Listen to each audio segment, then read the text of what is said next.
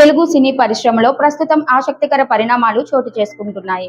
ఒకవైపు కొత్త తరం హీరోయిన్ల రాకతో సీనియర్ హీరోయిన్లు తమ స్థానాన్ని నిలబెట్టుకునేందుకు తీవ్రంగా పోరాడుతుండగా, మరోవైపు భారీ సినిమాలు బాక్సాఫీస్ వద్ద కొత్త రికార్డుల కోసం సిద్ధమవుతున్నాయి.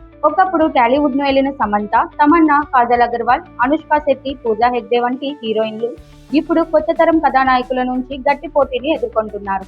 సమంత తన నిర్మాణ సంస్థతో మా ఇంటి బంగారం సినిమాతో ప్రేక్షకుల ముందుకు రానుండగా, అనుష్క, తమన్నా, పూజా హెగ్డేలు సరైన హిట్ కోసం ఎదురు చూస్తున్నారు. మరోవైపు నయనతార, త్రిష మాత్రం వరుస అవకాశాలతో దూసుకుపోతున్నారు. ఇదిలా ఉండగా రామ్ చరణ్ నటిస్తున్న పెద్ది సినిమా విడుదల కోసం తెలుగు సినీ అభిమానులు ఆసక్తిగా ఎదురు చూస్తున్నారు.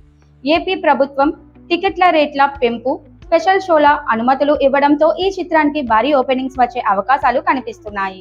ట్రేడ్ వర్గాల అంచనాల ప్రకారం తొలి రోజు 150 కోట్ల రూపాయల వరకు గ్రాస్ కలెక్షన్లు సాధించే అవకాశం ఉందని చెబుతున్నారు.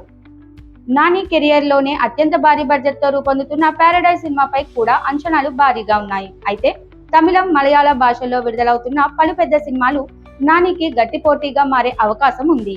ఇక టాలీవుడ్ లో రిపీట్ కాంబినేషన్ల హవా కొనసాగుతోంది. చిరంజీవి, బాబీ, బాలకృష్ణ, గోపీచంద్ మలినేని, వెంకటేష్, అనిల్ రావిపూడి, ప్రభాస్, నాగాశ్విన్, ఎన్టీఆర్, త్రివిక్రమ్ వంటి విజయవంతమైన కాంబినేషన్లు మళ్లీ ప్రేక్షకుల ముందుకు రాబోతున్నాయి.